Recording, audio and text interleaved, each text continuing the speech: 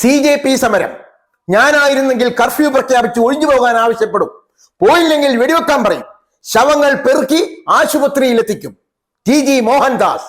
കിരീടത്തിലെ Keerikkadan Jose, Vietnam കോളനിയിലെ റാവുത്തർ, ഇവരെ പോലുള്ളവരൊക്കെ ഇങ്ങനെയൊക്കെ പറഞ്ഞു കഴിഞ്ഞാൽ ജനങ്ങളൊന്ന് പേടിക്കും. ഇത് ആഞ്ഞൊരു വഴിവിട്ട് കഴിഞ്ഞാൽ മുന്നോട്ട് പറന്നു പോകുന്നവരൊക്കെ പറഞ്ഞ ചിരിക്കത്തേ ഉള്ളൂ, പേടിക്കത്തില്ല. എന്റെ ചാൾസ് ശോഭരാജിൽ മാത്രമാണ് ഈ ഒരു ധൈര്യം ഞാൻ കണ്ടിരിക്കുന്നത്. ഇതെങ്ങനെ കിട്ടി കുട്ടി? നിനക്ക് ഇത്രയും വലിയ ധൈര്യം? കുട്ടിയല്ല അപ്പാപ്പ, എങ്ങനെ കിട്ടി ഇങ്ങനെയൊക്കെ പറയാനുള്ള ധൈര്യം? സമ്മതിക്കണം. സത്യത്തിൽ ഇങ്ങനെയുള്ള സംസാരത്തിനൊക്കെ ഷൗട്ട് ചെയ്ത് വേണം നമ്മൾ പറയാൻ. പക്ഷെ ഞാൻ ഷൗട്ട് ചെയ്തൊന്നുമല്ല പറയുന്നത്. വളരെ ശാന്തമായിട്ട് സമാധാനത്തിൽ താങ്കളുടെ പ്രായത്തെ മാനിച്ചുകൊണ്ട് പറയാണ്. അപ്പാപ്പനത് എന്ത് പറ്റി? ഇങ്ങനെയൊക്കെ സംസാരിക്കാൻ മനസാക്ഷിയുള്ള ഒരു ഇന്ത്യക്കാരന് സാധിക്കത്തില്ല. ഈ സമരം ചെയ്ത യുവാക്കളെയും യുവതികളെയും വെടിവെച്ചങ്ങോട്ട് കൊല്ലാനാണ് പറയുന്നത്. ഇത്രക്ക് ദുഷ്ടതയാണോ മനസ്സിൽ? ഇത്രയും കല്ലാണോ മനസ്സ്? നമുക്കൊക്കെ അത് കേട്ടിട്ട് ഉണ്ടല്ല, പറഞ്ഞിരിക്കാൻ പറ്റാത്ത വിഷമമാണ് ഉണ്ടായത്. ഇങ്ങനെയൊക്കെ ചിന്തിക്കുക പോലും ചെയ്യരുത്. അവകാശങ്ങൾക്ക് വേണ്ടി സമരം ചെയ്ത നമ്മുടെ ഇന്ത്യയുടെ ഭാവി തലമുറകളായ യുവാക്കളായ വിദ്യാർത്ഥിനികളെ ഒരു ദാക്ഷിണ്യമില്ലാതെ ഞാനായിരുന്നെങ്കിൽ വെടിവെച്ച് കൊല്ലും, എന്നിട്ട് ആ ശവം പറക്കിക്കൊണ്ട് ആശുപത്രിയിലാക്കുമെന്ന് പറയാൻ താങ്കളാണോ ഇന്ത്യയെ സ്നേഹിക്കുന്ന രാജ്യസ്നേഹിയായ പൗരൻ? ഇതാണോ താങ്കളുടെ രാജ്യസ്നേഹം? അപ്പാപ്പന്റെ വീട്ടിലൊന്നും മക്കളില്ലേ? അപ്പാപ്പന്റെ വീട്ടിലെ മക്കളോ അപ്പാപ്പന്റെ പരിസരത്തെ മക്കളോ അപ്പാപ്പന്റെ ബന്ധുക്കളുടെ മക്കളോ ഈ സമരത്തിൽ പങ്കെടുക്കാൻ വേണ്ടി പോയിരുന്നെങ്കിൽ അപ്പാപ്പൻ അവരെ വെടിവെച്ചു കൊല്ലുമായിരുന്നു. എന്നിട്ട് ശവമൊക്കെ ഇങ്ങനെ പെറുക്കി കൊണ്ട് ഹോസ്പിറ്റലിൽ കൊണ്ട് തള്ളുമായിരുന്നു. അല്ല, അറിയാൻ പറ്റാണ്ട് ചോദിക്കുക കേട്ടോ. അതാ അപ്പാപ്പൻ കല്യാണം കഴിച്ചിട്ടില്ല, എനിക്ക് അറിയില്ല, അപ്പാപ്പനെ കുറിച്ച് അറിയില്ല. കല്യാണം കഴിച്ച മക്കളൊന്നും ഇല്ല. മക്കളില്ലാത്തവരാണെങ്കിൽ പോലും ഇങ്ങനെ പറയില്ല നമ്മുടെ മക്കളെ കൊല്ലാൻ. ഇങ്ങനെ പറയാൻ തോന്നി എന്റെ അപ്പാപ്പ ഇങ്ങനെയൊക്കെ.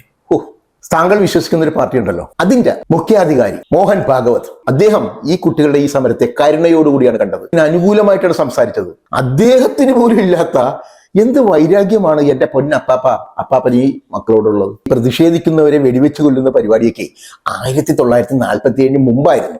അന്ന് ഇന്ത്യ ഭരിച്ചിരുന്നത് ഇന്ത്യക്കാരല്ല, ബ്രിട്ടീഷുകാരായിരുന്നു. അവർക്ക് തോന്നിയവരൊക്കെ വെടിവെച്ചു കൊല്ലാം. ചോദിക്കാനും പറയാനും അധികാരമില്ലല്ലോ. അത് നമ്മുടെ രാഷ്ട്രപിതാവായ ഗാന്ധിജിനെ പോലെ കുറച്ച് ആളുകളെ ഉണ്ടായിരുന്നുള്ളൂ. ആ ഗാന്ധിജിനെ നിങ്ങൾ തന്നെ വെടിവെച്ചു കൊന്നു. അതിന്റെ ധൈര്യത്തിനാണോ ഇനി എല്ലാവരും അങ്ങോട്ട് വെടിവെച്ചു കൊല്ലാം എന്നുള്ള ഒരു ചിന്ത ഇപ്പൊ മനസ്സിലേക്ക് വന്നത്? അപ്പം പറഞ്ഞ പോലെ അവരങ്ങനെ ചുമ്മാ വെടിവെച്ചു കൊല്ലാൻ പറഞ്ഞു കഴിഞ്ഞാൽ ചോദിക്കാനും പറയാനും ഇപ്പൊ കോടിക്കണക്കിന് ആളുകളുണ്ട്. അത് ഭരിക്കുന്നവർക്കും അറിയാം കേട്ടോ. നമ്മുടെ പ്രധാനമന്ത്രി മോദിജിനേക്കാളും ആഭ്യന്തരമന്ത്രി അമിത്ഷാജിനേക്കാളും ചങ്കുറ്റമാണോ അപ്പാപ്പനുള്ളത്? ഇന്ത്യയുടെ ഉരുക്കു മനുഷ്യൻ സർദാർ വല്ലഭായ് പട്ടേലാണ്. ഈ ഒരു സംസാരത്തോടുകൂടി ഉരുക്കല്ല, അതിനൊക്കെ മേലെ ഒരു അവാർഡ് പട്ടം കിട്ടാൻ ചാൻസ് ഉണ്ട് കേട്ടോ. ഒന്ന് അപ്ലൈ ചെയ്ത് വിട്ടേക്ക്. അപ്പാപ്പ ഈ വിദ്യാർത്ഥിനികൾ സമരം ചെയ്തതേ ബലാത്സംഗം ചെയ്ത് ആൾക്കാരെ തുറന്നു വിടണമെന്നോ കൊലപാതകം ചെയ്ത ആൾക്കാരെ തുറന്നു വിടണമെന്നോ എന്നൊക്കെ പറഞ്ഞൊന്നും അല്ല. നീറ്റ് പരീക്ഷ ഗവൺമെന്റ് നീറ്റായിട്ട് നടത്താഞ്ഞത് കൊണ്ടാണ് അവർ സമരം ചെയ്തത്. ഈ മെഡിസിനൊക്കെ നമുക്കൊരു അഡ്മിഷൻ കിട്ടണമെങ്കിലേ പ്രൈവറ്റായിട്ട് കിട്ടണമെങ്കിൽ കോടിക്കണക്കിന് രൂപ കൊടുക്കണം. ഇതൊന്നും ഇല്ലാത്ത പാവങ്ങളായ വിദ്യാർത്ഥിനികളുണ്ട്. അവർക്കൊരു മെഡിസിൻ അഡ്മിഷനൊക്കെ ഗവൺമെന്റ് കോട്ടയിൽ കിട്ടണമെങ്കിലേ നീറ്റ് പരീക്ഷ എന്ന് പറഞ്ഞൊരു കടമ്പയുണ്ട്. അത് എഴുതി പാസ്സാകണം.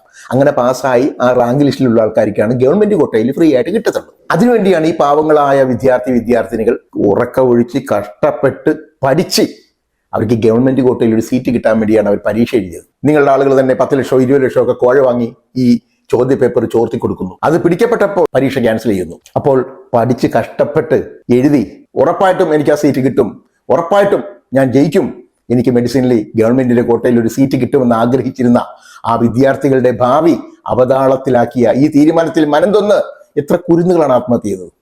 30ഓളം കുരുന്നുകൾ ആത്മഹത്യ ചെയ്തു. അപ്പോൾ ഈ വിദ്യാർത്ഥിനികളുടെ ഭാവി അവതാളത്തിലാക്കിയ ആ വിദ്യാഭ്യാസ മന്ത്രി രാജിവെക്കണം. ജീവൻ കളഞ്ഞ ആ കുരുന്നുകൾക്ക് നഷ്ടപരിഹാരം കൊടുക്കണം.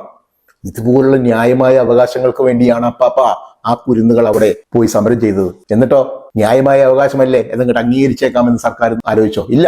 ഈ സമരം ചെയ്ത വിദ്യാർത്ഥിനികളെ ക്രൂരമായി തല്ലിച്ചതച്ചു. വിദ്യാർത്ഥിനികളെ ശാരീരികമായിട്ട് വരെ പീഡിപ്പിച്ചു. ഇതൊന്നും അപ്പാപ്പൻ അറിഞ്ഞില്ല അല്ലെ? അപ്പാപ്പൻ ഇതൊന്നും കാണൂല. താങ്കളെ ഒരു മനുഷ്യനായിട്ട് ഇനി കാണാൻ പറ്റത്തില്ല. ചെകുത്താനെ പോലെ കാണുന്നത്. കാരണം ചെകുത്താന്മാർക്ക് മാത്രമാണ് ഇങ്ങനെയൊക്കെ സംസാരിക്കാനും പ്രവർത്തിക്കാനും കഴിയത്തുള്ളൂ. ഈ മക്കൾ അപ്പാപ്പനോട് എന്ത് തെറ്റ് ചെയ്തു?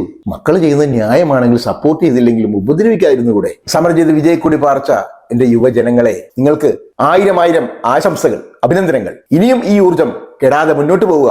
എന്ത് അന്യായമായ കാര്യങ്ങൾ കണ്ടാലും പ്രതികരിക്കുക. എല്ലാവിധ ആശംസകളും. അപ്പാപ്പ ഒരു പൊടി കടങ്ങ്.